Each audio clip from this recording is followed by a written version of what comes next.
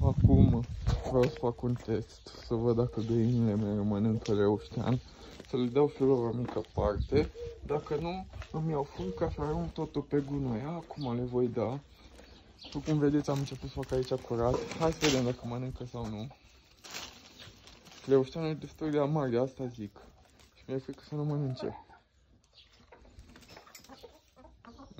Nu prea pare că mănâncă. Apoi hai să luăm fulca și la treabă cu noi. Vă pup!